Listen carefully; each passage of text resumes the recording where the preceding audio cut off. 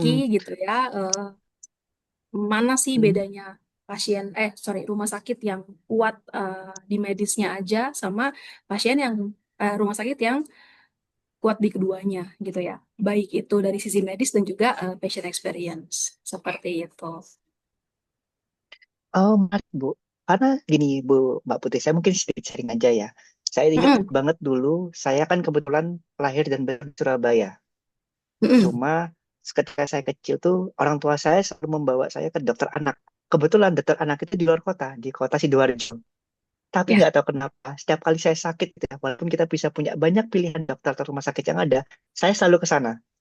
Dan itu terus berlanjut dari saya TK. Bahkan saya masih ingat banget, bahkan sampai SMP saya masih ke dokter itu. Sehingga saya masih ingat banget namanya dokter Sugeng gitu ya. Dia sudah cukup iya, tua. Tapi saking saya dengan dia, saya ketemu dia, saya tahu sampai sembuh. Dan orang tua saya juga mendapat ketenangan itu. Dan itu benar yang disampaikan oleh Bu Palupi adalah ketika saya dilihat, oh ketika saya sakit nih, Rifki kalau sakit kemana? Selalu ke dokter ini. Akhirnya orang tua saya juga menyarankan ke keluarga saya juga, ya udah kalau sakit ke dokter ini aja. Itu berlangsung cukup lama. Jadi yang disampaikan iya. sama Mbak Bu Palupi itu sangat tepat karena saya juga merasakan sendiri. Karena oh ternyata sebagai pasien ketika sudah trust ya, saya akan terus ke dokter atau ke rumah sakit tersebut karena sudah terbangun sebuah koneksi di antara pasien dan dokternya seperti itu. Menarik, menarik, menarik, menarik. Nah, Pasti Mas Rizky lupa eh, kan prosedurnya diapain gitu sama iya dokternya benar. kan. Saya, Terus saya ingatnya ngantri apa enggak kayak lupa gitu. Tapi pasti Mas Rizky betul. ingat gitu ya. Bagaimana Iya, Mas Rizky merasa aman, merasa didengar, merasa betul. diperhatikan gitu kan. Ini dokternya care banget ya, lain gitu ya. Betul. Iya, jadi saya selalu ingat karena dulu saya salah satu anak yang cukup sering sakit ya, setahun sekali, 2 kali, 3 kali, dan mereka kayak, aduh Rifki kenapa lagi, jangan sakit-sakit ya, coba makannya diatur. Jadi saya ingat itu yang berkesan buat saya. Bener kata ibu, saya nggak ingat perjalanan jauh dari Surabaya ke Sidoarjo. Tapi yang saya ingat adalah ketika saya sakit, saya pasti sembuh ketika bertemu dokter itu. Dan itu sangat Iya. menarik.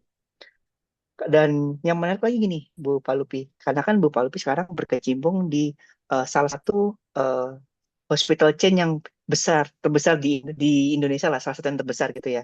Nah, pertanyaan selanjutnya adalah gimana caranya kita bisa menjadikan patient experience itu bisa terskala lebih besar. Karena mungkin kalau kita melakukan patient experience di satu rumah sakit itu mungkin masih gampang karena variabelnya nggak banyak. Biasa satu rumah sakit ya udah cuma satu farmasi aja atau beberapa poli aja. Tapi ketika kita udah bahas mengenai skala nasional misalnya itu, gimana caranya kita bisa mengkorelasikan itu dengan tetap mempertahankan kepuasan pasien, tapi juga berkaitan dengan keberlanjutan dari operasional yang ada. Itu seperti apa, Iya, Mbak Putri? baik. Ini pertanyaan lumayan berat ya. Teman bisnis development saya agak jamin. Ini teman-teman bisnis. Jadi kalau jawaban jujurnya ya, apakah pasien experience bisa Hmm, meningkatkan skala bisnis rumah sakit gitu ya? Jawabannya iya, tapi jangan dipenggal nih ya. Kata-katanya Oke.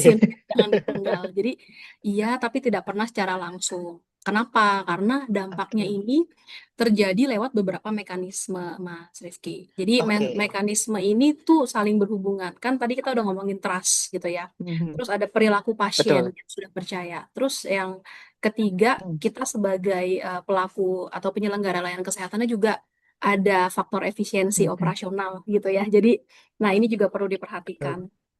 Nah, kembali saya tetap pakai teorinya dari The Beryl Institute gitu ya. Ini karena memang sudah terbukti tadi ya kualitas klinis, keselamatan pasien dan juga perilaku pasien setelah perawatan ini sangat berkorelasi gitu dengan apa namanya Mhm. keberlanjutan operasional. Nah, ini tuh kalau saya bisa gambarin ada konsep dari Jim Collins gitu ya. Jim Collins ini menggambarkan mekanisme flywheel. Mhm. Flywheel ini mungkin nanti bisa di googling ya. Ada seperti roda besi yang sangat berat sekali gitu ya. Gigi-giginya ada, rodanya ada. Nah, Mhm. jadi ini tuh menggambarkan suatu pertumbuhan gitu ya yang berputar. Mhm. Gitu. Tapi ini berat gitu. Tapi saling menguatkan gitu. Jadi Mhm. kalau apakah bisa langsung ke retention, ke revenue, iya. Tapi berawal dari patient experience tadi yang tadi kita udah omongin di Oke. yang menjadi Mhm. Mhm. trust gitu kan. Dari trust ini ada retention. Nah, dari retention menjadi revenue gitu. Jadi bukan instan gitu ya. Nah, jadi ini kalau mungkin bisa di-share. Biasanya saya suka ngomong pakai PowerPoint ya. Nah, jadi kayak gitu ya. Jadi awalnya si roda flywheel ini sulit gitu ya untuk diputar atau mungkin bahkan di beberapa eh, rumah sakit belum digerakkan. Tapi kalau setiap dorongan kecil itu kita lakukan secara konsisten, kita agree mau lakukan perbaikannya dari mana, ini bisa terus berputar. Yang penting tuh berputar dulu. Jadi konsistensi dulu. Nah, lama-lama roda ini tuh berputar sendiri menjadi momentum yang besar. Yang kemudian grup rumah sakit lain melihat, oh iya si rumah sakit ini bagus ya karena dia rumah sakitnya banyak. Oh iya dia ini ya gitu. Karena karena dia misalnya investornya gede atau apa. Padahal Oke. tidak ada yang instan, tidak ada yang ajaib gitu ya, karena mereka konsisten intinya. Mereka uh, Oke. melakukan yang kita lihat sekarang itu adalah akumulasi konsistensi yang mereka sudah lakukan mungkin dari 10 tahun yang lalu atau beberapa tahun yang lalu gitu ya. Jadi ini mungkin analogi yang saya buat di sesi hari ini gitu. Nah, kalau kembali lagi nih, kalau saya berangkat dari hotel dulu, waktu di hotel bintang 5 gitu ya, kita tuh paham bahwa repeat Hmm? guest itu adalah mesin bisnis gitu ya. Jadi Mas Rifki Oh, makin oke. uh, Mas Rifki lagi ke hotel sama teman-teman meeting, punya experience bagus, besoknya ngajak anak istri, terus besoknya datang lagi anaknya pengen berenang gitu ya. Nah, itu kan Iya. sebenarnya ada diatur gitu ya, apa namanya? uh, ada strateginya gitu. Nah, Betul, tapi betul. apa polanya ini lebih sensitif. Ketika pasien experience ini baik, ya, pasien itu merasa aman. Kemudian tadi trust-nya terbentuk. Dan yang ketiga, setelah trust terbentuk, mereka menjadi loyal. Loyal di sini bukan berarti harus terus sakit dan kembali, tapi ketika ada terjadi sesuatu dengan dia dan keluarganya, dia nggak akan shopping tuh ke hospital lain, gitu ya. Melakukan perbandingan harga, Oke. nanya, Ya, ya kan? ya. Gitu. Nah, jadi Betul, ketika betul, betul, betul. loyalty itu sudah ada, keluarganya juga ikut percaya, nah maka referralnya meningkat. Nah, itu yang salah satu kita ukur juga nih, apa namanya, di NPS. Gitu. Jadi, bentar nih. Ya, silakan Mas. Itu menarik, Mbak. Karena mungkin mungkin teman-teman juga yang hadir di online ya, mungkin bisa juga ya pengalaman teman-teman apakah pernah melakukan hal yang sama gitu ya. Jadi misal sudah pernah berobat ke satu rumah sakit dan sangat nyaman gitu ya. Jadi ketika misalnya anaknya atau keluarganya ada yang sakit ya, mereka akan mengajak juga untuk datang di rumah sakit yang sama karena kebetulan juga mungkin Mm-mm. poli anaknya juga ada mungkin ya. Jadi itu mungkin bisa di-share juga teman-teman ya. Tadi kayak seperti saya udah share juga kalau saya udah dari kecil saya sama dokter ini, saya selalu dengan dokter itu. Dan itu yang sebenarnya dari kacamata bisnis gitu ya, itu sebenarnya membantu retention kita. Jadi kita nggak build Mm-mm. connection ke satu orang aja, tapi juga ke satu unit keluarga misalnya, itu bisa seperti itu. Dan itu sangat Betul. menarik. Nah, ini Jadi emang, menyambung ya Mas. hmm, Maaf. Monggo-monggo, silakan. oh, silakan silakan Mbak. Dan itu emang Ini saya rasa menyambung. emang loyalty ya. Ha, Mm-mm. silakan Mbak. menyambung Bersambung dengan. menyambung apa namanya supaya menjawab tadi gitu ya. Jadi karena tadi patient experience, kenapa saya bilang itu bisa jadi apa namanya kelanjutan bisnis operasional gitu ya. Karena tadi balik lagi ke kepatuhan yang tinggi pasien. Jadi kan ada ketika dia balik gitu ya, dia kan akan secara tidak langsung dia udah pasti ada revenue lagi tuh gitu kan ya, kepatuhan kontrol, kepatuhan terapi. Misalnya Mas Rifki datang ke fisioterapi gitu ya, oh harus dilakukan tindakan apa dan itu minimal tindakannya 6 kali. Tapi kadang-kadang orang tuh datang cuma 2 kali, udah ngerasa enak, udah nggak datang lagi. Iya, iya, betul.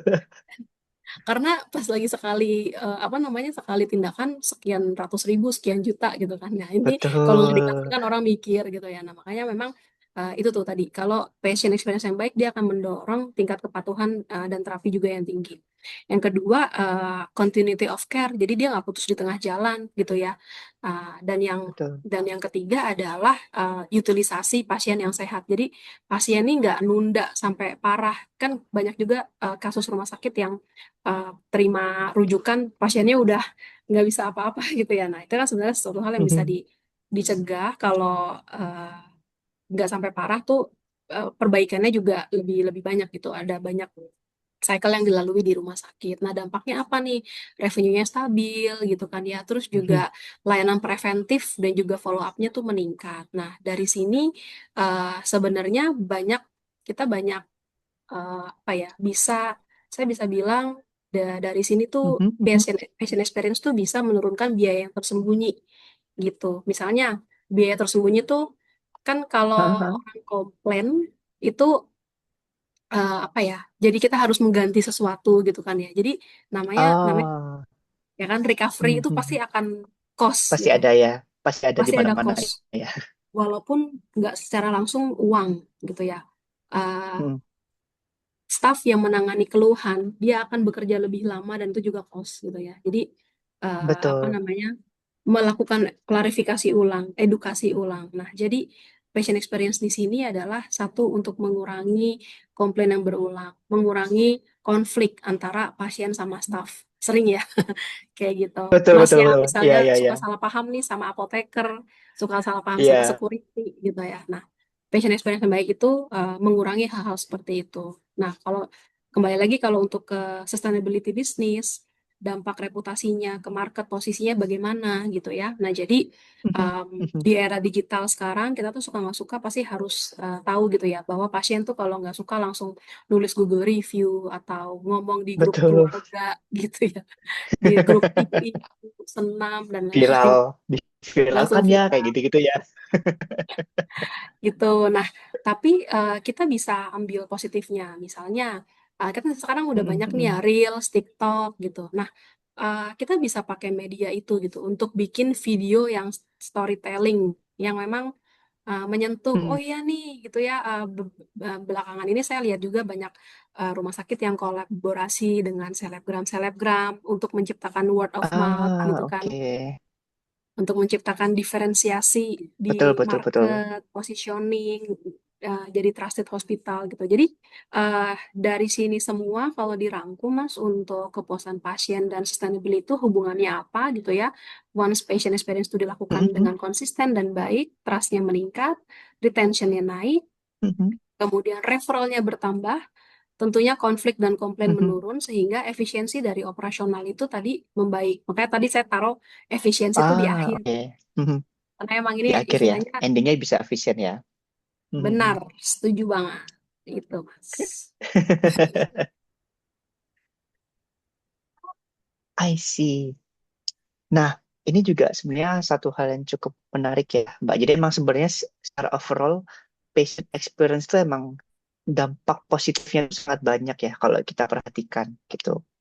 Sebenarnya kalau dari saya ya sebagai salah satu yang berkecimpung di customer experience gitu ya, satu yang cukup penting untuk bisa kita mendapatkan itu semua, kita harus mendengarkan dari pendapat customer kita sendiri gitu kan. Cuma kan kalau di rumah sakit konteksnya bisa sedikit berbeda ya Mbak, karena kalau misalnya orang pasien lagi sakit gitu ya, kan kita nggak mungkin ya untuk menanyakan ibu bagaimana kondisinya. Pasti mereka kan karena sakit ya mereka akan menjawab ya saya sakit oke kayak gitu-gitu. Itu gimana ya cara kita bisa tetap bisa mendapatkan voice of customer mereka dengan kondisi Iya, mereka sedang sakit atau sedang tidak berdaya. Itu gimana Mbak kira-kira? iya. Jadi kalau bicara realita di lapangan ya, Mas, kita tuh harus jujur bahwa Mm-mm. pasien itu tuh bukan ada dalam posisi yang siap gitu ya, memberi Mm-mm. feedback. Ya orang lagi sakit ya masa ditanyain gitu kan. Atau bahkan udah capek juga Iya, kayak males gitu ya. Nah, jadi iya, pendekatannya itu bisa pasif kalau menurut saya gitu ya. Nggak bisa oke. pasif. Jadi pendekatannya Mhm. ini uh, tentunya harus ada tools ya. Nah, tools ini termasuk Oke. transformasi digital dari feedback Mhm. form gitu ya. Pertama tentunya kita butuh. Bagaimana kita tahu ya pasti kita tanya. Terus kita harus juga mulai memikirkan, mempertimbangkan gimana ya kalau kita pakai CRM gitu ya, yang terintegrasi. Jadi Mhm. Mhm. pendekatannya adalah kita nih menggeser Mhm. pola pikir Oke. yang tadinya menunggu feedback. Kalau misalkan Mas Rifki sering lihat kotak saran di rumah Nah, sakit, itu kan betul. menunggu feedback. Tapi kita geser nih jadi actively capturing signal gitu ya. Jadi gimana Mhm. caranya gitu ya. Jadi pertama tadi ya harus ada digital feedback formnya dulu dan ada CRM yang terintegrasi. Uh, kita mau Oke. yang sudah berjalan gitu ya, yang di salah satu rumah sakit besar juga. Ini adalah digital Hmm. pulse check atau real time di titik-titik yang krisis. Misalnya titik krisis itu Oke. ada di titik registrasi atau Oh, setelah oke. konsultasi, pada Mhm, saat bayar di kasir gitu ya. Nah, mhm. itu semacam kalau misalnya kita ke airport gitu ya, itu kayak digital pulse check gitu aja sih. Jadi untuk Oh, oke. capturing sinyal apakah orang cukup puas atau ini gitu kan ya. Jadi bukan untuk apa mengcapture komplain hanya gini sama gini gitu ya misalnya. Nah, Oke, ya, ya, ya. terus yang kedua tentunya kita akan berlakukan aplikasi atau WhatsApp gitu.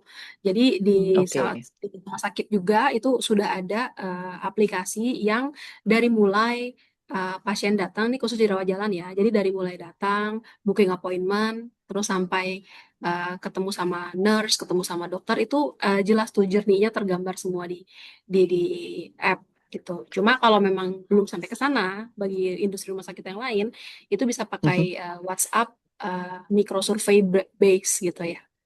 Nah, jadi Oke. intinya kalau dari semua tools tadi kita sudah coba apa namanya sudah kita jalankan gitu ya, itu kan nanti akan ada trigger system gitu ya. Nah, trigger systemnya apa kalau skornya rendah?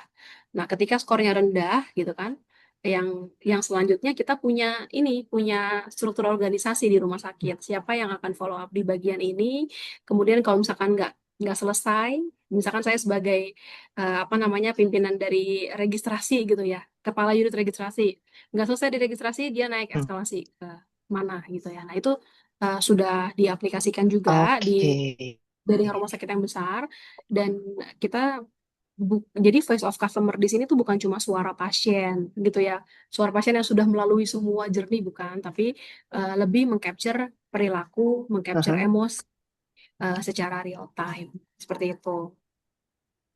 Oke. Baik. Berarti emang kita perubahannya adalah untuk mendapatkan visual customer, kita harus lebih aktif dengan melalui tools-tools atau dengan touch point yang emang kritikal ke dalam journey dari uh, pasien tersebut gitu ya. Dan itu tetap bisa didapatkan.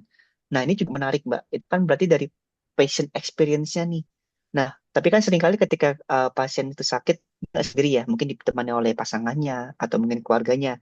Nah, kira-kira ada juga nggak sih peran dari keluarga atau kerabat pasien itu dalam memberikan feedback tersebut gitu ya? Dan apakah dibedakan antara alat ukurnya antara dari pasien dengan keluarga pasien itu apakah berbeda pengukurannya? Itu gimana, Hmm. Mbak Putri? Oke, jadi ini juga sesuatu yang thank you Emma sudah mengangkat ini. Jadi ini juga adalah suatu healthcare. Kita tuh kadang seringkali kurang jernih nih melihat experience gitu ya.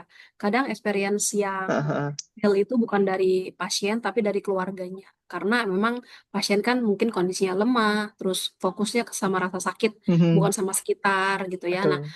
maka keluarga ini sebenarnya adalah pihak yang cukup bisa mengobservasi keseluruhan journey dari apa yang mereka alami Mhm, bersama-sama ya. mhm. Nah, jadi di dalam desain Ya, patient experience gitu, kita treat keluarga ini sebagai secondary customer gitu. Nah, oke, betul. eh, di banyak kasus Mhm. si keluarga ini bertindak sebagai primary decision maker gitu ya. Jadi eh, konsen dan lain-lain tuh sebenarnya Betul. banyak juga peran dari keluarga. Nah, toolsnya apa? Apakah kita bedakan gitu ya? Mhm. Sebenarnya kita nggak bisa juga bedain apakah Anda pasien atau keluarga pasien gitu ya. Itu enggak sebenarnya. Eh, jadi Betul. yang pertama tetap menggunakan tadi ya WhatsApp atau bisa pakai call center, eh, bisa pakai digital form. Mhm. Kalau bagi rumah sakit yang masih konvensional itu kadang di amplopnya itu Mas kita suka taruh satu QR code. Nah, QR code ini bisa menyambung ke WA. Ada nomor teleponnya juga Oke. atau ada yang Mhm. bisa dihubungi lah gitu ya. Jadi apa namanya Betul. ini untuk toolsnya. Nah, kalau untuk keluarga yang secara khusus mungkin yang baru diberlakukan itu kalau pasiennya benar-benar eh, ada di ICU gitu ya, atau pokoknya dia nggak sadar sehingga kita butuh Mhm. eh, kontak keluarga khusus langsung gitu. Tapi kalau untuk masalah keluhan sebenarnya kita nggak terlalu bedain. Oke. Ah, nah, jadi Oke, yang berarti ketiga sama ya. Berarti ya. Mhm, mhm. masih sama, betul.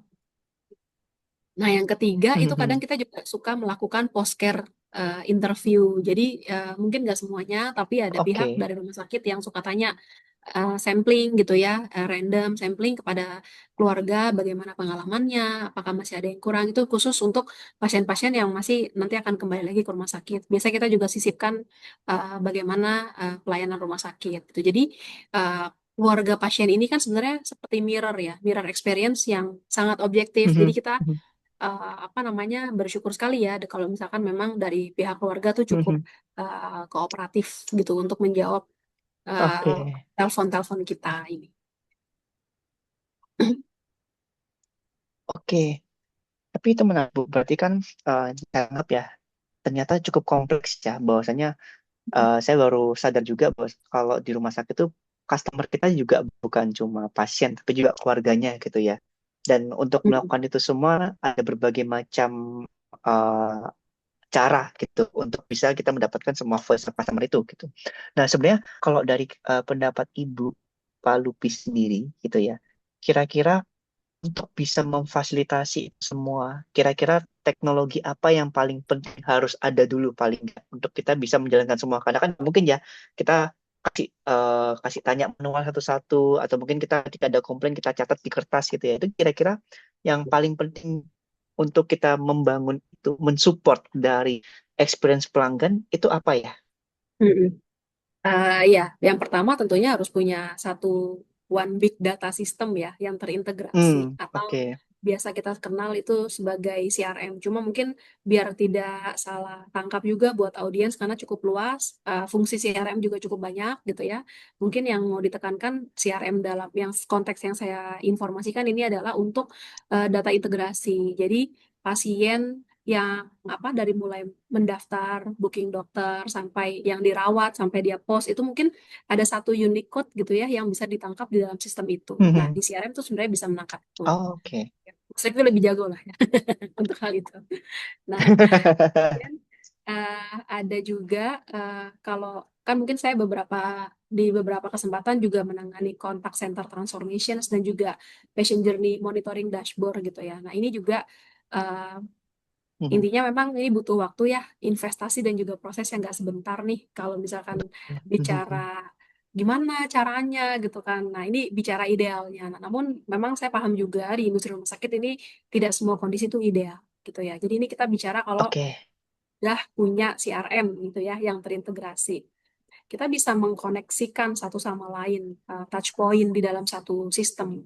Jadi kalau di rumah sakit kan ada Oke. 4 layanan bisnis ya, ada IGD, ada rawat jalan, Mhm. rawat inap sama MCU. Nah, ini kita punya satu CRM yang terintegrasi gitu. Nah, yang kedua adalah tentunya kita wajib punya dashboard gitu ya. Nah, dashboard ini sebenarnya uh, Mhm. ya dashboard gitu ya untuk memonitor apa sih service level agreement, SLA, terus KPI seperti waiting time, SLA-nya ya. ya I see. respon time, Mhm. terus kalau ada komplain resolusinya gimana gitu ya, di kontak center atau pada saat di layanan itu sendiri. Jadi eh, itu salah satu toolsnya juga. Nah, yang ketiga ada journey tracking gitu ya. Nah, tadi yang mungkin saya sedikit singgung di awal, journey tracking itu sebenarnya suatu hal yang mungkin baru gitu ya, termasuk baru di industri rumah sakit di Mhm. Indonesia. Jadi si apps ini eh, adalah kita kasih kendalinya ke pasien. Kalau misalkan pasien dulu Oke. nggak tahu berapa lama lagi ya dokternya datang gitu kan ya, berapa lama lagi nih di depan saya ada pasien. Betul. Nah, ini kita Ya. kasih kendali di pasien. Jadi ada satu kendali dalam genggaman pasien. Dia bisa lihat ada 2 orang lagi depan saya sehingga dia bisa Oke. manage waktunya dia gitu ya. Jadi ini kelihatan semua. Nah, Oke. ketiga hal ini yang kemudian saya sebut sebagai ruang kendali experience gitu. Jadi bukan cuma sekedar laporan Ah. gitu ya, Mhm. yang Mhm. tadinya kan pasif terus kita ubah nih jadi aktif. Nah, yang tadinya laporan oh ini waiting time-nya lama dan lain-lain, then what's next Mhm. gitu ya. Nah, di ruang kendali experience ini kita itu bukan hanya sekedar laporan tapi juga kita bisa menavigasi gitu ya sistem yang ada di layanan gitu sih. Jadi Oke, kuncinya oke. adalah kita tahu I gitu ya see. sudah ada Mhm. leads-nya, udah ada apa ya bahasanya mungkin sudah ada Betul. clue-nya harus ke arah mana. Nah, ini tinggal dinavigate gitu. di navigate aja ya ke arah mananya. Nah, untuk mungkin yang di mana pelayanannya butuh berkepanjangan ya, Bu Putri ya. Jadi misalnya Mm-mm. setelah ini mereka harus melakukan ini dengan tahu apa yang akan kita hadapi itu juga sebenarnya juga bisa memberikan ketenangan juga untuk pasien kita dan juga keluarganya pastinya seperti itu. Nah, mungkin kita agak sedikit beralih nih, Mbak Putri. Kan kita Iya, sudah bahas mengenai tools-nya gitu kan. Tapi sebenarnya yang paling matters dari experience itu malah adalah orang-orangnya di balik itu. Dan kita tahu banget bahwasanya ketika kita dalam bidang kesehatan ya, healthcare, itu pasti ada sebuah krisis atau kondisi yang sebenarnya itu tekanannya cukup tinggi. Misalnya ada pasien datang gawat gawat darurat misalnya. Terus kemudian bisa jadi juga kalau saya kebayang saya banyak dapat contoh mungkin kalau Mbak Putri tahu ya podcastnya Raditya Dika yang menghadirkan kepala IGD dokter Gia waktu itu ya dia menceritakan bisa jadi dalam satu waktu ada pasien kritis yang secara bersamaan gitu ya. Nah dengan tekanannya mm, tinggi seperti itu gitu ya. Itu bagaimana kita bisa tetap menjaga service excellent kita yang konsisten mm-mm. di tenaga kesehatan kita. Iya, oke, thank you Mas. Ini bagus banget pertanyaannya. Jadi um, Hmm, kalau saya bilang di sini kuncinya sebenarnya kalau orang bilangnya training, training gitu ya. Kalau kuncinya ini bukan di training, tapi kalau menurut mhm. saya ini adalah culture yang harus di lock gitu ya, dikunci di dalam Oke. komitmen.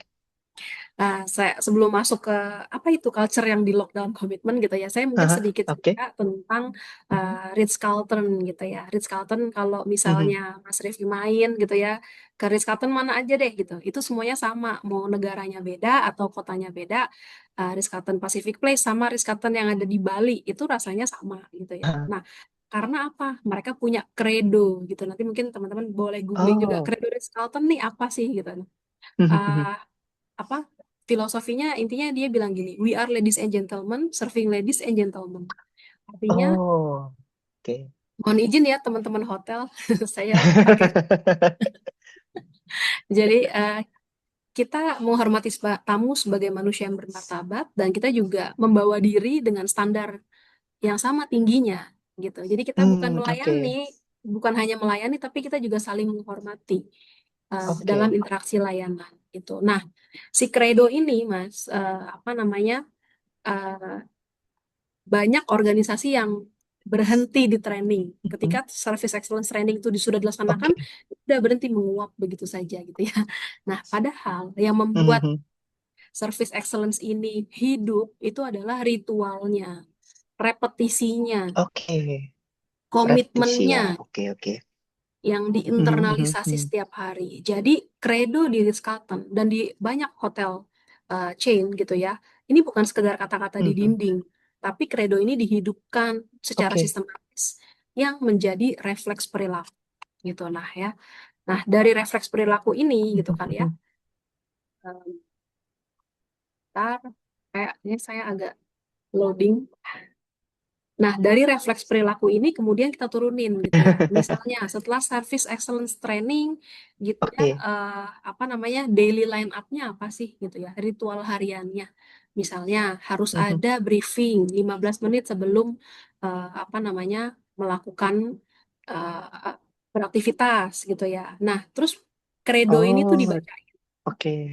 ya dibacain terus contohnya salah satu apa namanya value-nya adalah anticipating guest needs gitu ya, nanti leadernya akan tanya gitu ya, kemarin siapa yang sudah berhasil melakukan antisipasi kebutuhan tamu, terus siapa yang berhasil melakukan, kalau misalnya dia Mhm. ada satu staffnya gitu ya yang berhasil, dia langsung oke, Putri good ya gitu, you already doing this lalala gitu. Jadi ini tuh sesuatu hal yang non negotiable ya, jadi wajib hafal di luar kepala gitu kan. Credo ini wajib Mhm. hafal karena Oke. diulang terus nih 15 menit. I Itu see. Ya, credo, ya, ya. service value gitu ya, employee promise gitu. Nah, terus yang pimpinannya seperti GM gitu ya, HR Mhm. director contoh gitu. Nah, ini mereka yang menjadi bagian dari spot check gitu ya. Misalkan Mas Rifki jadi Oh, GM oke.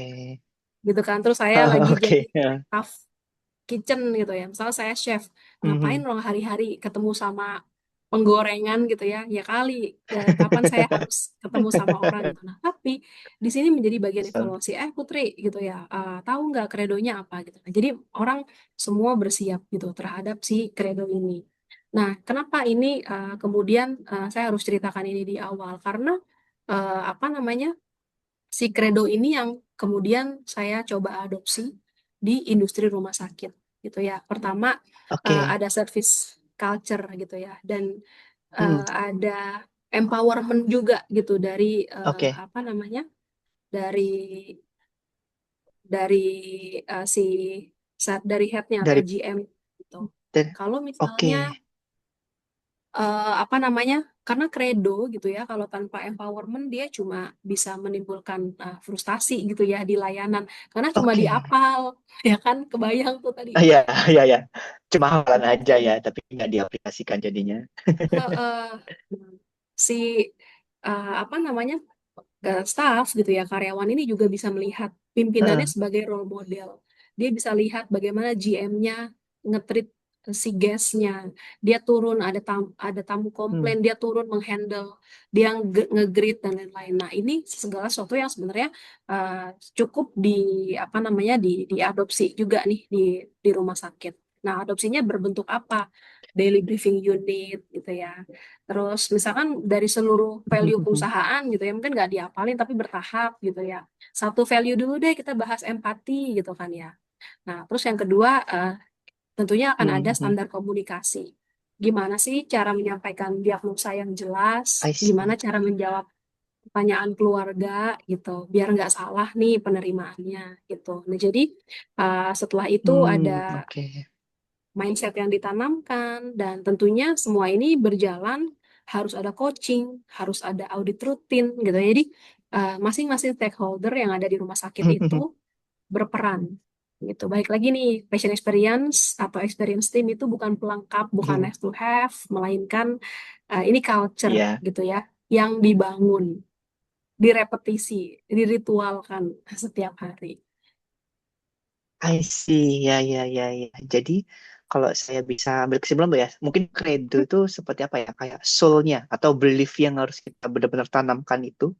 Dan itu Ya, ditanamkan ke seluruh jajaran, nggak cuma head aja, nggak cuma GM, tapi sampai semua staffnya. Dan itu nggak cuma sebagai beliefnya itu juga apa ya, di reinforce. Makanya ada daily ritual tadi ya, yang tiap 15 menit mereka melakukan menghafalkan lagi. Dan selain dihafalkan pun juga ternyata juga sambil kita ada routine check up lah, kayak misalnya apakah hafal misalnya, atau sudah diaplikasikan belum. Jadi itu membentuknya nggak cuma training sekali aja gitu ya, tapi emang sudah menjadi culture yang mendarah daging untuk semua ini dari pelayanan kita.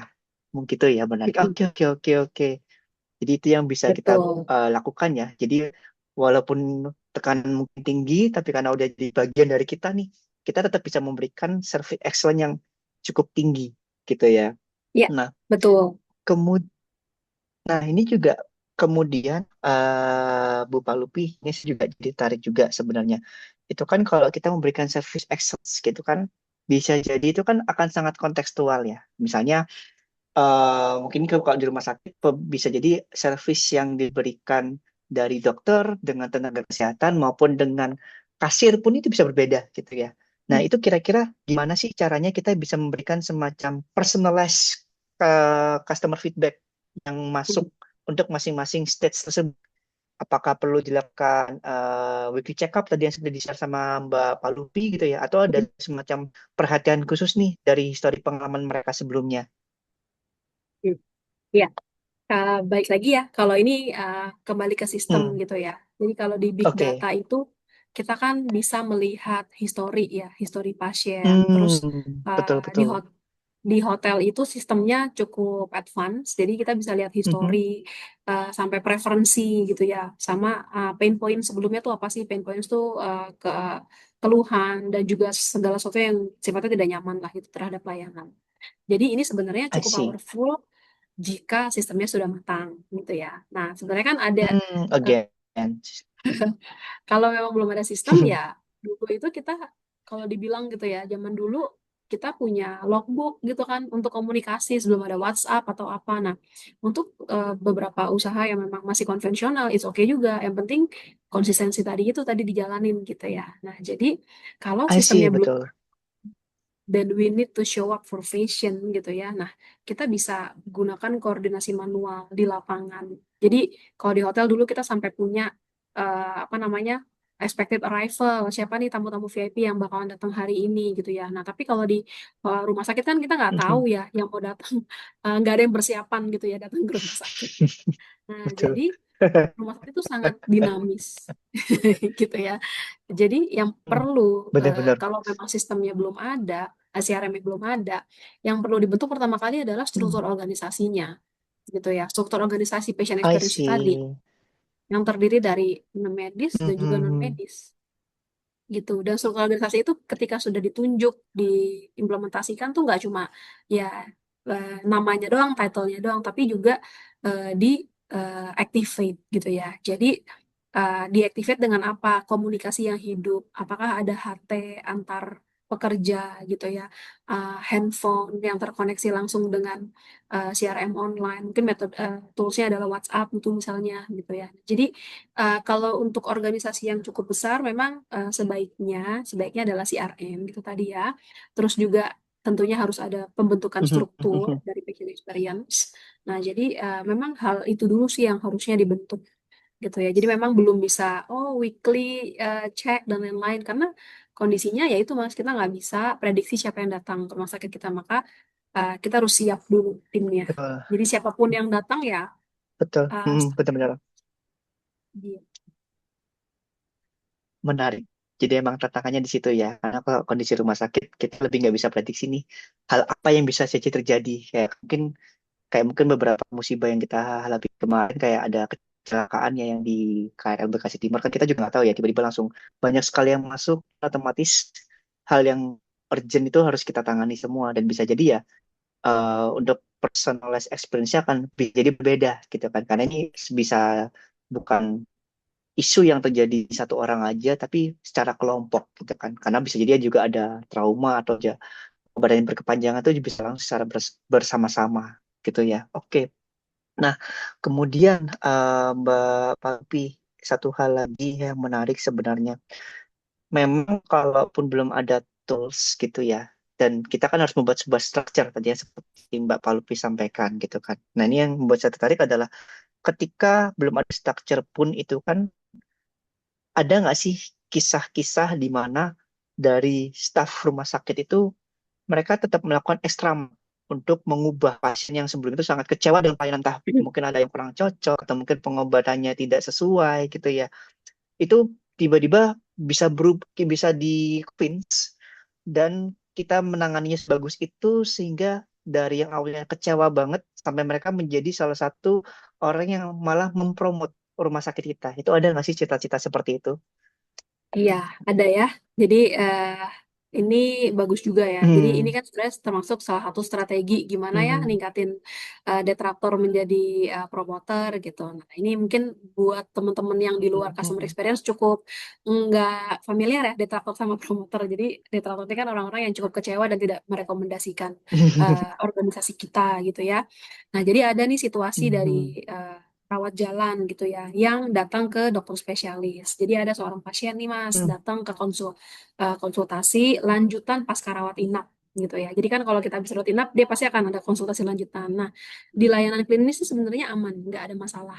Tindakannya udah sesuai gitu ya. Tapi setelah melakukan konsultasi nih si pasien merasa waktu konsultasi itu terlalu singkat gitu. Jadi ketika masuk, terus pasien langsung disuruh oh iya udah cepet naik ke tempat tidur ya gitu kan. Terus nggak ditanya apa kabar, ada keluhan nggak pas rawat inap gitu ya. Terus ini kunjungan bapak yang kesekian ya dan lain-lain dan lain-lain. Jadi ini sebenarnya simple tapi bahasa bahasa basi ini yang sebenarnya pasien butuhkan gitu ya. Jadi kan beda ya Mas pas lagi masuk ke kamar apa ke ruang konsultasi dokter eh, apa namanya Mas Lutfi, halo Mas Lutfi, Mas Rifki sorry. Mas Rifki sepertinya hilang ya sinyalnya.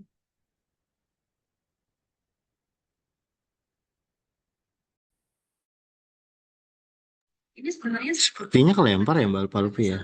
Iya, sebenarnya pasien membutuhkan. Beda ya, Mas. Kembali. Sorry, ada gangguan tadi sinyal. Silakan Mbak, dilanjutkan kembali. Oh Punten, iya, tadi nggak saya apa-apa. Aku eh, kira aku yang kelempar. aman, aman, aman. Sorry, Iya, tadi ada gangguan teknis. Silakan, Mbak Putri. jadi mungkin Hmm, apa namanya bisa kebayang ya kalau kita habis rawat inap, walaupun sudah kondisinya tidak hmm, full recovery, tapi kita udah hmm, sembuh, terus masuk ke ruang konsultasi dokter tuh gitu ya. Dia langsung, oh ya Pak Rifki duduk gitu kan, langsung naik ke apa namanya bed periksa hmm, gitu misalnya. Jadi nggak pakai basa-basi. Itu tuh apa ya? Saat itu kondisi dokter spesialis tuh nggak menjelasin keadaan pasien. Jadi cuma periksa gitu kan. Habis itu oke oke nggak ada keluhan nggak udah gitu. Jadi kayak gitu aja nggak ada hmm. komunikasi. Terus dokternya sibuk ketik-ketik depan komputer. Perawatnya juga langsung keluar ruangan. Nah di sini tuh I pasien kerasa see. nggak ada ruang untuk bertanya gitu ya. Dia kan bingung ya, pulang Mhm, dengan kondisi bingung, mungkin kecewa, tapi lebih ke bingung.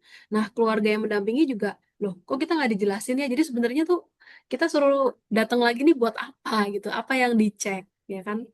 Lalu apakah ada kemajuan atau kemunduran, perburukan atau perbaikan, kayak gitu kan ya. Nah, jadi ini tipikal kasus-kasus yang secara medis tuh mhm, aman-aman mhm, aja mhm. gitu ya, tapi secara experience gagal gitu. Nah, Oke, ya kan jadi kalau di sini gitu oke. kan ya ketika pasiennya pulang gitu kan tim patient experience ini langsung mengirimkan WhatsApp blast gitu ya personal by CRM system gitu ya jadi kalau pasiennya atas Mhm, nama mhm, Pak Rifki gitu ya Pak Rifki nanti akan mhm, oke. kirimin by Mhm, CRM ini triggernya masuk kalau triggernya masuk dari mana masuk dari patient mhm, experience. Nah, kasus ini masuk melalui digital feedback form. Dia mengisi low score gitu ya. Jadi satu mungkin NPS dari 1 sampai 10 udah isinya satu gitu kan. Terus dia juga masuk melalui free text. mhm, mhm. Nah, karena di sistem ini sudah berbasis CRM dan I juga real see. time Mhm, alert gitu ya. Dan di mana rumah sakit ini punya mhm, mhm. standar merespon dan merecover dalam waktu kurang dari 24 jam gitu ya. Kasusnya udah terdetek gitu. Nah, ini kan sudah Oke, sebenarnya sudah tertuang nih apa namanya betul, betul. standar ini di Permenkes terkait mutu dan juga keselamatan pasien. Nah, sehingga ketika itu terjadi gitu ya, keluhan pasien ini apa namanya di rumah sakit ini wajib memiliki sistem pengelolaan keluhan yang terdiri dari pencatatan, tindak lanjut dan juga evaluasi. Nah, jadi poin ekstra mile-nya apa gitu ya? Oke. Poin ekstra mile-nya yang mungkin belum dilakukan oleh rumah sakit adalah patient experience melakukan intervensi gitu. Intervensinya apa? Mhm, Speed, mhm. empathy dan juga ownership. Dia follow up gitu Oke. ya. Follow up langsung hubungi pasien. Terus oke, saya sebagai patient experience manager gitu ya. Jadi ini ingat Mhm, juga pada mhm. saat kita menghubungi pasien jangan suruh tim entry level. Oh Harus gitu. headnya, harus headnya yang Harus headnya. telepon. Kenapa Kebayang begitu? nggak Mas? Karena Mas Eh, Rifki, saya bilang gitu, misalnya Mas Rifki udah tadi ya komplain besar, terus yang nelfon, Pak Rifki, saya call centernya rumah sakit A. iya, iya, iya. Saya Rasa semakin nggak? merasa tidak dihargai. Ya. Padahal kalau at least kayak head gitu ya, saya merasa kayak, oh ini saya dianggap nih, sehingga harus ada Ya, orang yang lebih senior untuk memberikan, menanggapi keluhan saya. Paham? ya, Ya, ya, betul. ya, ya. Jadi itu ya, memang harus harus manajernya atau pimpinannya lah gitu ya. Nah, terus apa namanya itu bisa mempengaruhi memperkeruh keadaan. Kemudian si PX manager ini ceritanya ya kalau di PX manager mendengarkan dengan Hmm, penuh empati. Kita dengerin aja. Jadi kita nggak hmm, hmm. oh iya, karena itu terjadi karena enggak. Jadi jangan ngomong apapun. Jadi lakukan uh, full listening with empathy gitu kan. Lakukan validasi emosi Ah, dulu. ah. Kemudian baru jadi nggak usah klarifikasi apapun. Nah, yang kedua adalah kita rebrief gitu ya. Kita ulang tapi dengan bahasa manusia gitu. Oh iya, I itu see.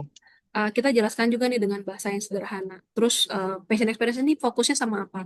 Kondisi pasien langkah ke depannya dan juga apa yang harus diperhatikan oleh kami, saya sebagai penyelenggara rumah sakit untuk ibu, untuk bapak gitu ya. Misalnya, apakah ada yang bisa saya lakukan supaya ibu merasa lebih baik? Misalnya gitu ya, saya boleh buatkan appointment kembali gitu kan bersama dokter spesialis entah yang lain mungkin atau kalau misalkan mau menuju ke service recovery langsung dan diokekan gitu ya dengan manajemen, kita bisa kasih free telekonsultasi misalnya gitu ya, atau uh, Hmm. bisa juga dengan potongan biaya administrasi gitu. Nah, saat itu yang terjadi adalah dari pengalaman nyata, saya berikan free telekonsultasi dengan dokter terkait. Udah gitu dia juga mendapatkan potongan biaya administrasi. Kalau memang kedengaran pasiennya tuh benar-benar nggak tertarik, ah udahlah dapatnya cuma ini doang gitu kan, atau diskon atau apa.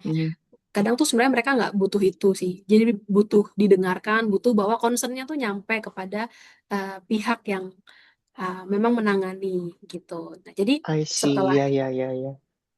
ya betul. Jadi Jadi lebih, apa namanya di silakan. follow up gitu Hmm. ya. Kalau di follow up Di itu follow up-nya ya. Hmm. nggak ngambang, kemudian dia juga nggak lari gitu kan ya. Jadi mereka nggak ngerasa, oh udah nih saya udah dirawat, terus udah gitu eh, suruh datang konsultasi, terus bayar, udah putus sampai di situ hubungan kita. Bukan ya? Paham, paham. Bukan kayak gitu ya harusnya ya. Emang kita Gitu. harus lebih, istilahnya apa ya, menganggap dan memahami dulu. Itu lebih penting daripada hanya sekedar langsung buru-buru dikasih diskon. Mungkin mereka bukan butuh diskonnya, tapi lebih ketika mereka dihargai gitu ya, itu mereka lebih impactful sebenarnya. Baik, Ya, menarik sekali. betul. Dan itu ternyata bisa juga ya caranya. Dan ini menarik Bu. Jadi saya lebih nangkep bahwasanya dunia patient experience itu sangat kompleks ya. Saya pikir kalau rumah sakit orang-orang nangkepnya mungkin kayak cuma kalau datang aja sembuh selesai. Tapi enggak, ternyata journey-nya tuh kompleks benar seperti yang Ibu sampaikan di awal. Kompleksnya cukup kompleks gitu ya. Karena berkaitannya banyak sekali gitu kan. Dan ini mungkin nyambung ke pertanyaan saya juga ya tadi. Tadi kan kita udah melakukan follow up nih dari nakes segala macam. Tapi kan emang kalau di dalam rumah sakit itu kan itu nggak cuma satu atau dua unit aja, tapi kan multiple unit. Poli pun Mm-mm. ada banyak, poli anak, ada poli bedah, ada poli, pokoknya banyak sekali poli. Dan gimana sih caranya kita tuh bisa memastikan gitu ya, secara patient experience itu nggak ada gap antara satu poli dengan poli lain, atau mungkin dengan fasilitas lain, mungkin dengan farmasi, dengan laboratorium, dengan tenaga kesehatan itu bisa sama semua. Itu seperti apa, Ibu, caranya Ya, dari kompleksitas yang ada itu? Menarik sekali ini. oke. Jadi ini lebih ke ekosistemnya ya. Jadi kunci utamanya Betul. eh, di ekosistem kan lebih ke standarisasi dan juga orkestrasi ya. Gitu. Jadi kalau Hmm, dari pengalaman saya lebih menekankan ke blueprint gitu ya, lintas unit. Jadi blueprint. kalau Oke. jadi ada beberapa hal kayak hospital blueprint itu banyak banget ya, apa namanya, training-trainingnya Hmm. gitu kan, pelatihan-pelatihan tuh banyak. Nah jadi memang kita fokusnya di blueprint itu tadi. Nah dari blueprint, Hmm. misalkan blueprint itu kalau saya boleh uh, apa ya gambarkan tuh kayak dirawat jalan gitu ya, Mas Rifki. Ah. Itu pertama kali di rumah sakit itu ketemu sama siapa sih? Dari awal tuh kita gambar, oh Mas Rifki itu naik mobil, terus parkir, berarti ketemu sama tukang parkir dulu gitu ya. Eh, Mhm. atau di digital digital parkir lah ya. Terus udah gitu Iya. disambut sama security. Oh ada doorman-nya gitu. Nah orang-orang yang ada di sini, touch point ini tuh kita gambar di blueprint gitu. Nah dari blueprint itu eh, kita pastikan seluruh unit atau seluruh touch point yang ada di dalamnya itu punya Ah, standar oke. komunikasi gitu. Kita punya standar komunikasi, terus kalau misal kita juga punya service level agreement ya, si SLA ini tadi, berapa lama proses registrasi dilakukan, berapa lama apa namanya pasien tuh harus menunggu untuk pengecekan tanda-tanda vital misalnya. Jadi harus ada Oke. standar itu tadi. Kemudian yang ketiga harus punya behavior expectation. Kalau kita berdiri di Mhm. sepatunya pasien gitu ya. Mas Rifki tuh mau nunggu berapa lama sih dengan proses itu semua gitu ya. Nah, ini Hmm. mungkin Hmm. menjawab tuh tadi yang si kompleksitas tadi. Jadi intinya adalah standar komunikasi, SLA, behavior. Nah, jadi kalau kita nggak punya ini, ya kita buat dulu gitu kan ya. Tapi memang saya Harus coba paham dulu ya. Hmm. bahwa eh, ini tuh kan sesuatu yang bergerak gitu ya, sesuatu yang nggak sebentar. Betul. Kadang Heeh. orangnya sudah direkrut, membentuk, tapi orangnya pergi lagi. Dan mungkin ini sesuatu yang cukup I dinamis see. juga. Jadi kunci utamanya Betul. selain sabar ya, tapi butuh strategi ya, gitu ya. Jadi yang perlu diingat adalah jangan sampai ada experience gap antar unit. Oh, security-nya Mhm, baik tuh mhm. kayak security bank gitu kan. Terus Bang, ya. doorman-nya juga ramah banget gitu. Tapi begitu sampai registrasi nggak dilihat sama sekali. Nah, itu kan namanya experience gap. Nah, jadi I SLA, see. behavior expectation tadi, itu sebenarnya untuk mengatur experience gap tadi. Jadi kalau kita lihat mungkin Mas Rifki lebih jago lah ya daripada saya yang masalah customer experience, apa namanya, kita punya kurva gitu ya, orang datang gitu kan, Iya. pengennya kan Hmm. naik, naik, naik atau Naik stabil semua gitu. kok stabil ya. Betul. Ya, Betul. tapi kalau misalkan experience gap tadi, kalau kita nggak punya tiga hal tadi, nah itu tuh naik turun, bahkan bisa jeblok banget nanti pada saat ngambil obat misalnya, atau pada I saat see, ya, pembayaran ya. gitu. Nah, itu Iya, juga apa namanya mesti mesti diatur. Jadi eh, ini semua bagi pasien kan satu kesatuan ya, bukan silo. betul. Sehingga Mm-mm. eh, ya itu perlu ada standarisasi kembali ya. Jadi pokoknya saya tekanin standarisasi, standarisasi ini sih. Standar pokoknya ya. Dan juga Mm-mm. biasanya kalau orang itu ketika punya 10 pengalaman yang baik, tapi ada satu aja pengalaman yang buruk, yang diingat cuma satu Mm. pengalaman yang buruk biasanya. Makanya standar itu Betul. penting ya, Bu Palupi ya. Iya, penting sekali. Nah, ini mungkin nextnya masuk ini, Bu Palupi. Lebih ke pengalaman pribadi gitu ya. Dengan sekarang Bu Palupi berada di sebuah chain rumah sakit yang sekarang didalami ya, sedang dikembangkan gitu ya.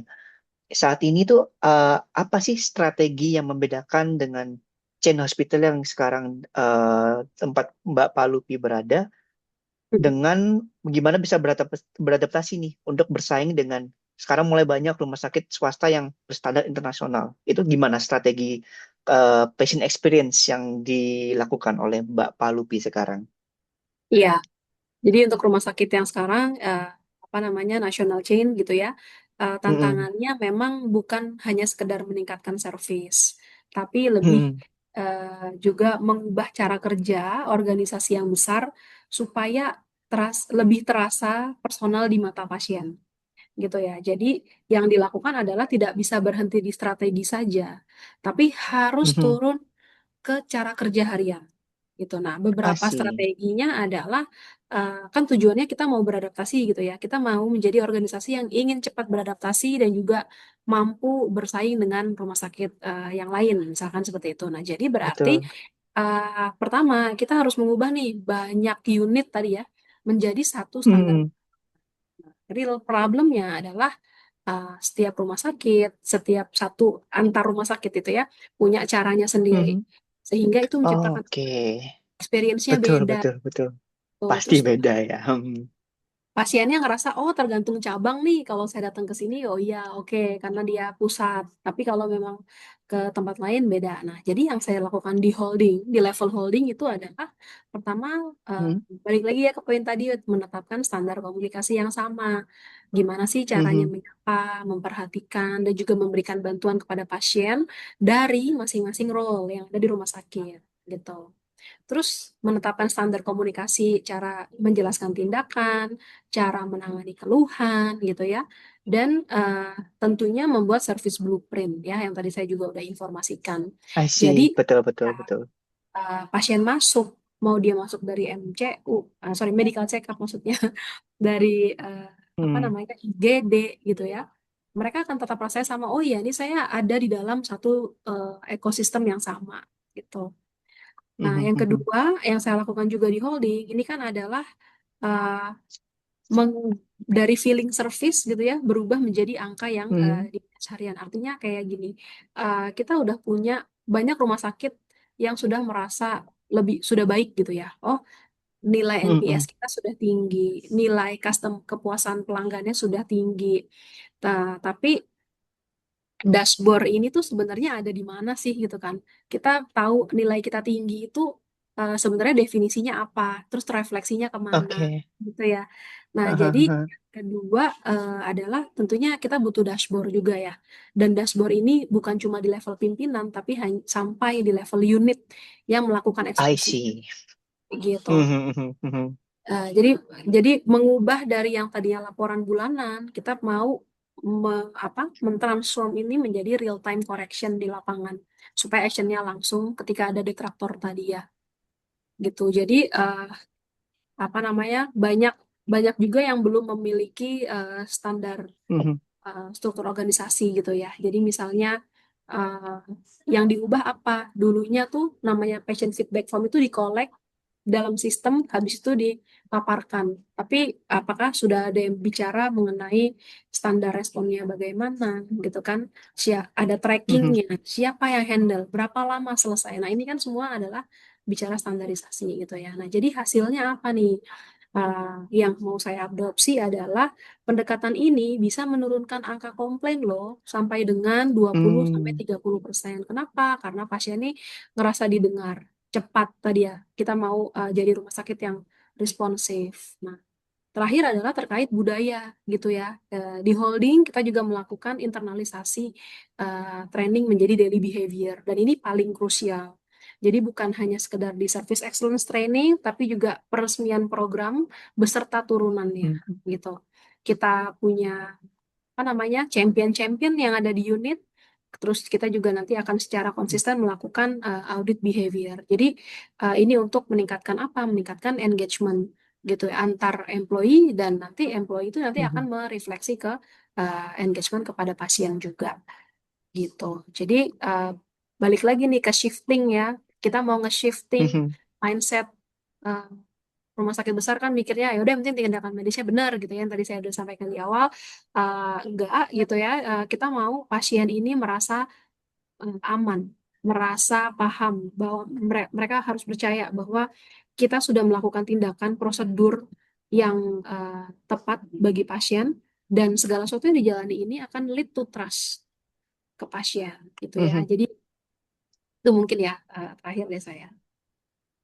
Betul-betul. Jadi pada akhirnya dari semua yang kita lakukan itu ya dengan segala kompleksitas yang ada, hasil akhirnya adalah kita mengutamakan bagaimana pasien bisa percaya dengan kita. Karena di tangan kita eh, tidak hanya mengenai kenyamanan, tapi juga kesehatan dan keselamatan mereka di tangan kita. Seperti itu ya. Dia menarik sekali, Mbak Palupi. Dan kita nggak kerasa loh, sudah 1 jam lebih kita Iya. ngobrol gitu ya.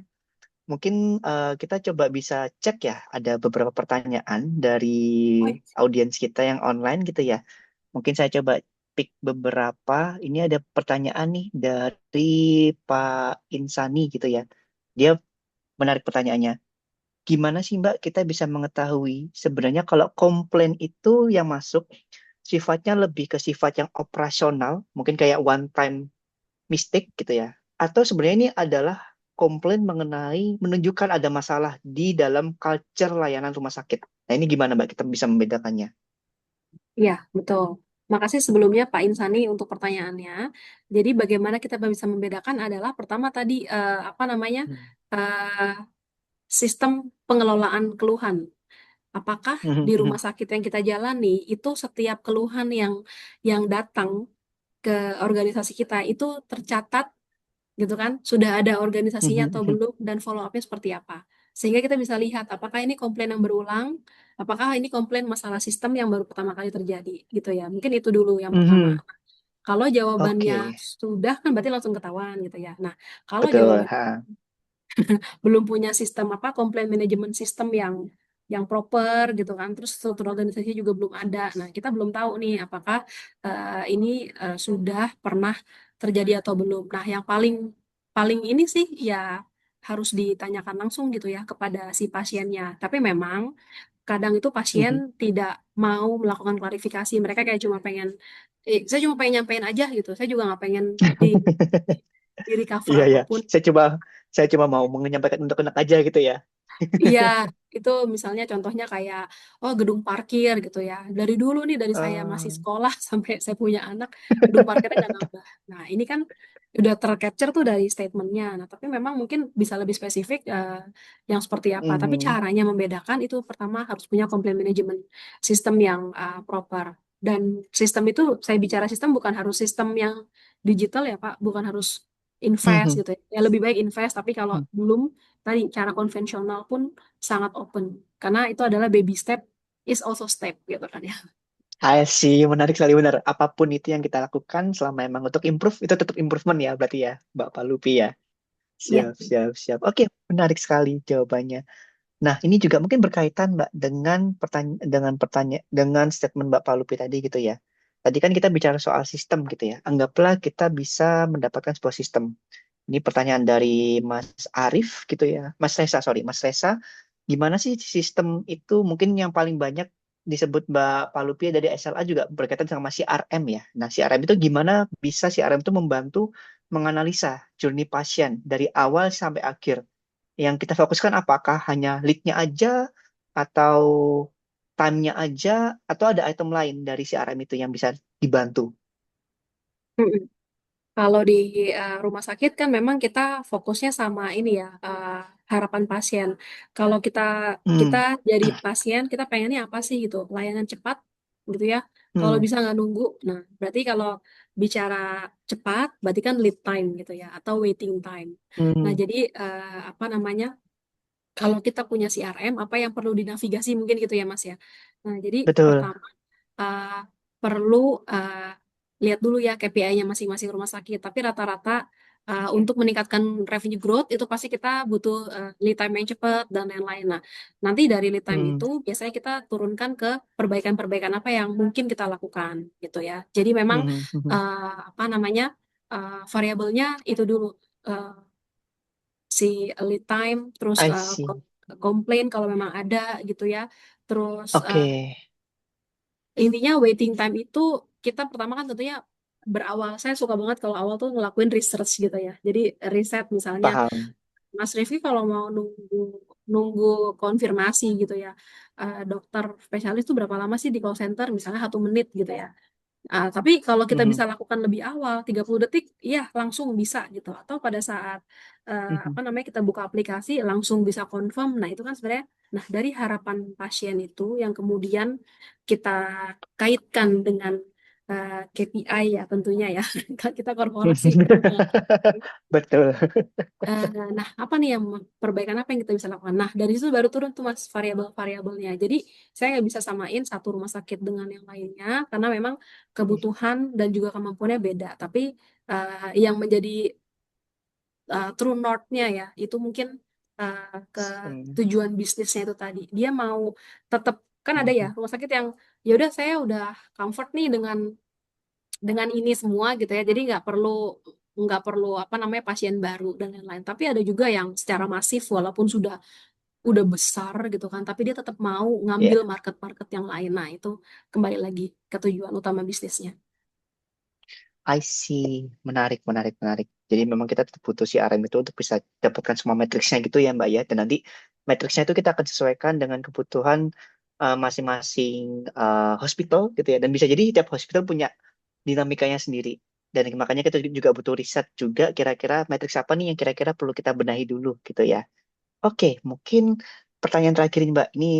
Ini cukup menarik karena ada dua orang yang menanyakan hal yang sama gitu ya dari Mas Alfa dan Mbak Suci gitu ya. Dari pengalaman Mbak selama ini ya, selama sekian tahun di dunia rumah sakit gitu ya. Kira-kira touch point mana sih yang paling krusial dari semua proses, mulai dari misalnya registrasi, ketemu dokter, pembayaran, farmasi segala macam.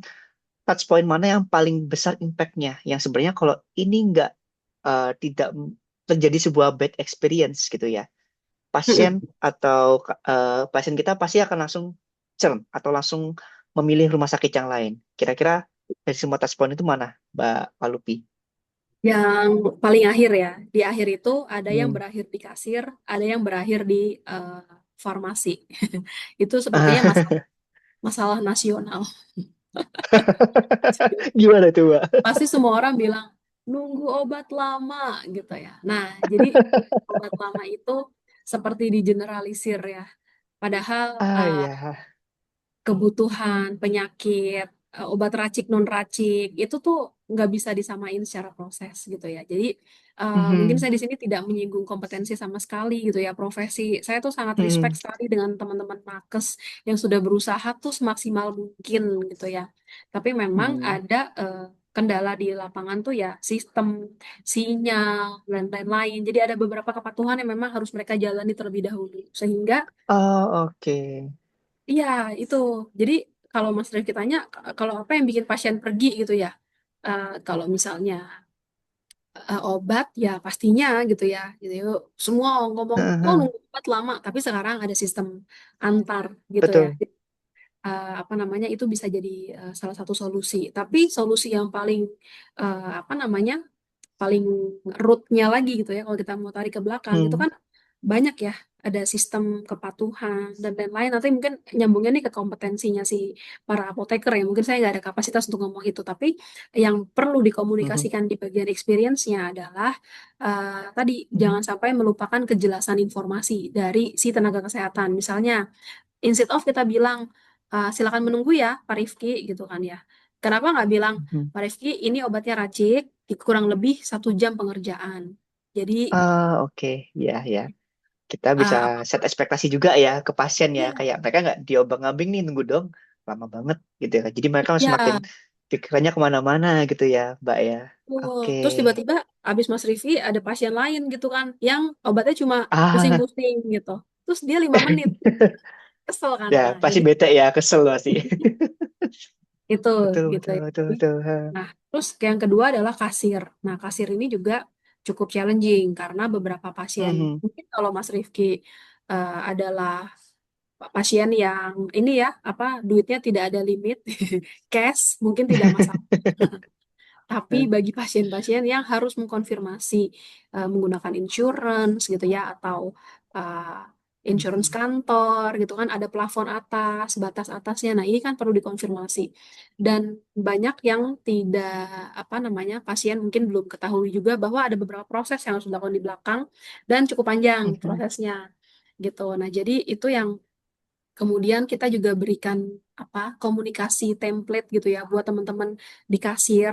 Gimana caranya bukan, Ibu maaf ya soalnya emang lama nih gitu. Bukan itu yang mau diomongin. Ah, iya, iya, iya, iya. Jadi Ibu apa namanya karena menggunakan metode ini apa insurance gitu ya. Jadi kami butuh konfirmasi. Konfirmasi kurang lebih 15 menit dari sekarang gitu ya. Jadi kalau memang mau nelpon Oke. di depan pasiennya saya izin telepon ya gitu. Jadi dikabarin terus. Atau kalau memang pasiennya harus Ibu boleh kalau mau makan siang dulu atau apa gitu ya. Nah, ini apa namanya intinya dikomunikasikan. Banyak yang gagal di situ karena memang tidak ada komunikasi. Dia udah ribet nih sama yang di depan matanya dia. Oh, papernya Ya, banyak, benar. dikasih. Itu yang mungkin menjadi gagal sehingga bottleneck yang paling besar pain point-nya adalah ya dua dua touch point itu tadi. I see. Ya, ya, ya, benar sih. Tapi emang kita bisa, ini juga sebenarnya edukasi buat kita juga ya, Mbak ya. Jadi emang ketika di ujung semua proses itu emang bottleneck-nya karena semua menumpuk di sana. Jadi misalnya ada informasi obat kan pasti masih tunggu semua, diagnosa benar-benar clear semua. Bisa jadi emang pendingnya mungkin bukan di farmasi, tapi emang kepastian dari dokter baru bisa ngabarin terlambat misalnya. Belum lagi ngeraciknya bisa jadi lama. Jadi emang ini buat edukasi kita juga teman-teman ya. Mungkin kalau di farmasi lama, jadi mungkin bisa dipahami emang prosesnya tuh ada bottleneck di semua sisi, tapi juga ini evaluasi juga buat kita, mungkin yang di dunia, teman-teman yang di hospital, bahwasanya mungkin hal itu bisa dibantu dikomunikasikan dengan lebih baik juga, supaya dari pasien juga tidak menimbulkan sebuah frustrasi karena menunggu tanpa kepastian gitu ya. Digantungin, kayak gimana sih? Pasti nggak Ya, nyaman kan seperti itu. Oke, nggak kerasa Mbak Putri, kita sudah ya. ngobrol hampir 1,5 jam. Mungkin untuk satu pertanyaan terakhir ya sebenarnya ini untuk closing juga. Mungkin apa sih Mbak yang satu pesan yang bisa Mbak Pak Lupi sampaikan untuk para teman-teman CX leaders atau mungkin CX practitioner yang ada di luar sana gitu ya, yang ingin mempelajari cara mengintegrasikan nih nilai-nilai keramah tamahan Indonesia ke dalam sistem layanan kesehatan itu seperti apa? Hmm. Oke, karena ini penutup, jadi harusnya cukup powerful ya. Jadi human behind CX ya, tema kita hari ini. Ini tuh bukan sekedar pasien, tapi ini adalah juga tentang orang yang melayani. Jadi pesan saya, selama ini tuh kita kalau ngomongin CX itu terutama di healthcare ya, kita tuh fokusnya ke pasien, ke journey lah. Tadi touch point ya, terbukti karena ada pertanyaannya. Nah, tapi tuh kita sering lupa bahwa di balik setiap experience yang ada, itu selalu ada manusia yang menciptakannya. Mhm. Ada manusia yang memilih untuk saya mau menciptakan pengalaman baik itu untuk pasien gitu ya. Nah, jadi manusia ini Mhm. kan bisa lelah, bisa overwhelm, bisa kehilangan empati loh kalau sistemnya nggak mendukung gitu ya. Nah, Mhm, jadi mhm. kalau perspektif hospitality yang saya bawa ke dunia hospital ini adalah em, kita tuh nggak bisa menciptakan uh, guest experience gitu ya yang luar biasa kalau kita Mhm. nggak menjaga people experience di dalamnya. I Itulah see. sebabnya Mhm. organisasi seperti chain international hotel, seperti Ritz-Carlton gitu ya, itu tuh punya punya standar gitu untuk tamu. Dan dia juga punya employee promise untuk para karyawannya. Jadi karena mereka tuh Mhm. percaya apa yang mereka lakukan buat karyawan itu akan tercermin Mhm. bagaimana karyawan memperlakukan tamu-tamu mereka. Nah, kalau kita balik lagi ke realita healthcare gitu ya, untuk tenaga-tenaga kesehatan yang bekerja di bawah tekanan tinggi gitu kan, tapi juga harus Iya, berkeputusan cepat, resikonya tinggi, emosi pasiennya tuh udah betul. campur aduk gitu ya.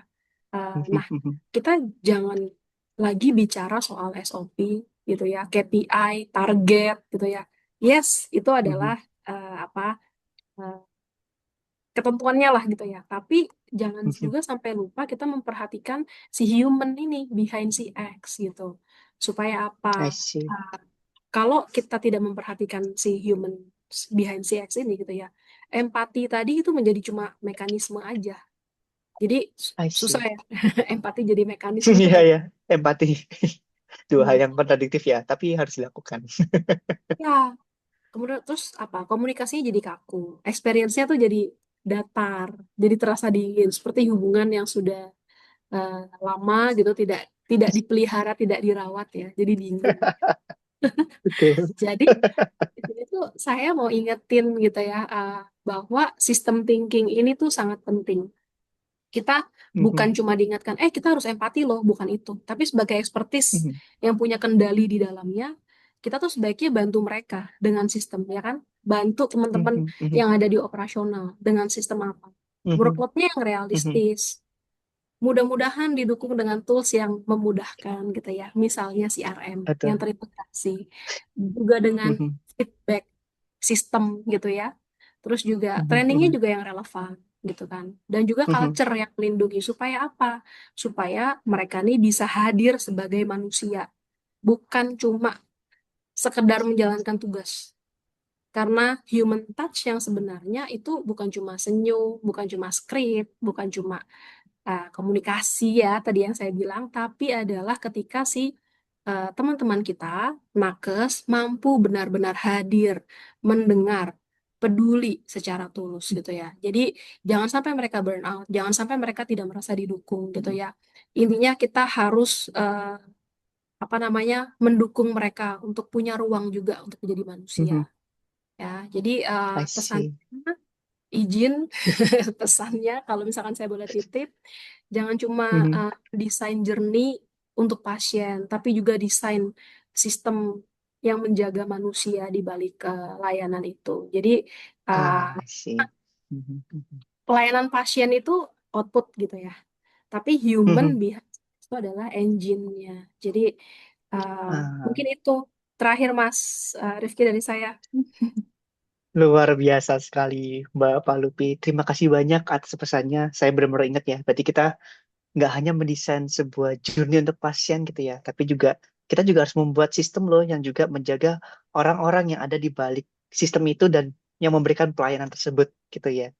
Jadi itu yang sangat menarik mungkin buat teman-teman kita semua gitu ya. Mungkin di diskusi kita hari malam ini kita banyak ya berbicara soal bagaimana patient experience itu terfokus membuat supaya pasien kita tuh merasa aman gitu ya. Mereka didengarkan, mereka diperhatikan.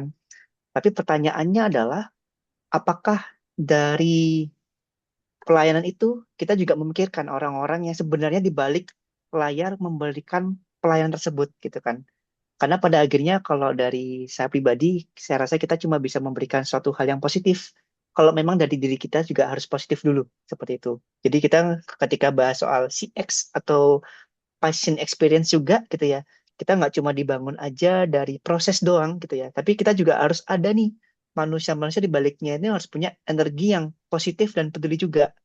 Oleh karena itu gitu ya, untuk bisa membuat experience-nya itu bagus tidak hanya bagi pasien, tapi juga orang-orang di balik yang menjalankan layanan itu, kita harus memberikan sebuah sistem yang benar-benar mendukung mereka, memudahkan mereka gitu ya. Karena di balik semua pengalaman kita di rumah sakit yang itu sebenarnya menyembuhkan, sebenarnya di balik itu selalu ada individu-individu manusia yang memilih untuk peduli dengan samanya dan membantu agar bisa menyembuhkan mereka.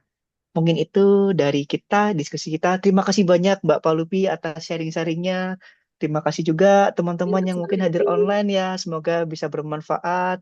Kurang lebihnya kita mohon maaf. Billahi taufiq wal hidayah. Wassalamualaikum warahmatullahi wabarakatuh. Selamat malam. Terima kasih semua. Terima kasih Mbak Palupi Terima kembali. kasih, Sampai selamat ketemu malam. lagi ya Mbak. Makasih banyak sharing-sharingnya.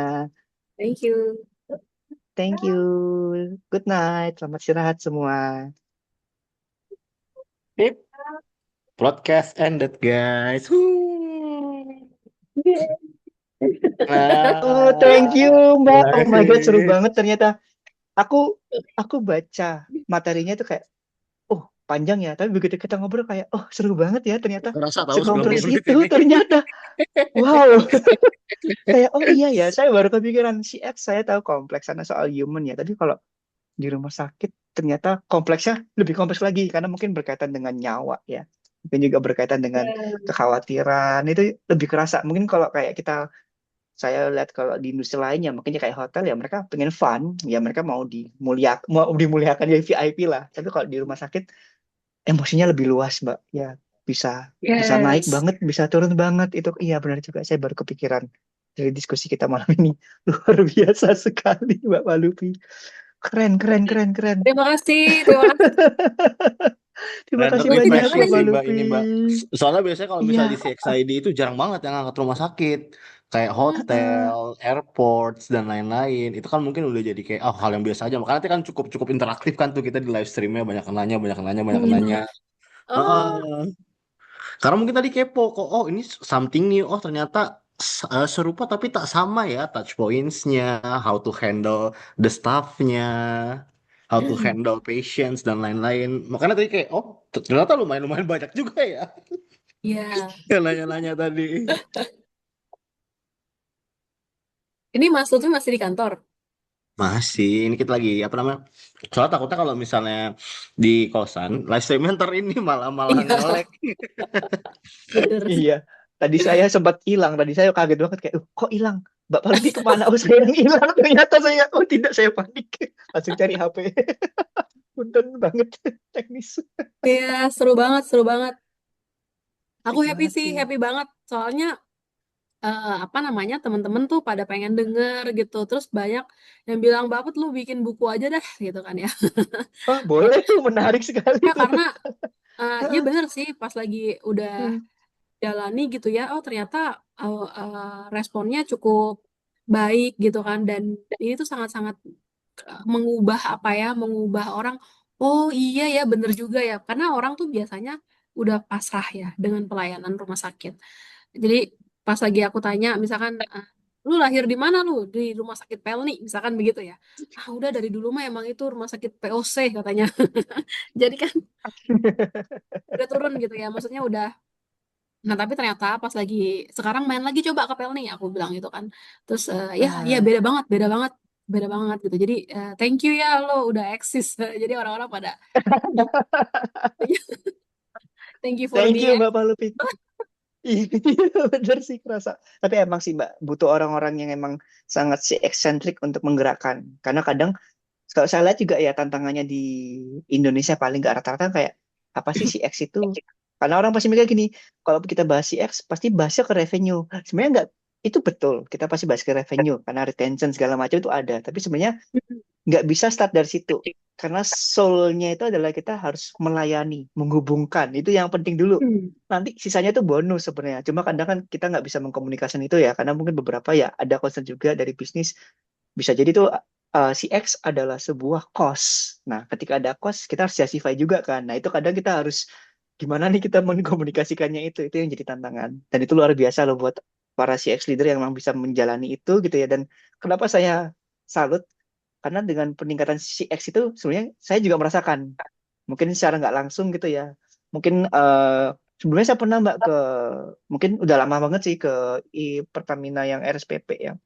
Itu udah lama banget dan itu emang experience saya adalah mencekam gitu kan. Dan saya kayak semenjak saya itu saya nggak berani lagi karena benar-benar kayak Iya benar. udah malam UGD gitu kan. Terus kayak aduh saya di UGD saya tapi kok saya mencekam, saya takut apakah saya akan mati ya malam ini. Saya seperti itu terus kayak oh ya wes, itu sangat pengaruh banget, makanya saya kayak oh iya benar juga ya, nyambung ya kalau kita trust nyaman saya pasti kesana lagi, tapi karena sekali itu saya trauma gitu ya, agak trauma gitu ya. Terus kayak aduh kayaknya jangan sini lagi deh, kita cari yang lebih cerah aja misalnya gitu. Jadi kayak oh ternyata hal seperti itu penting ya, itu kita jelaskannya gimana, itu yang butuh art sebenarnya kalau saya rasa. Thank you banget lagi Iya, Mbak Palupi sharing-sharingnya, asik banget dengan senang hati, jujur.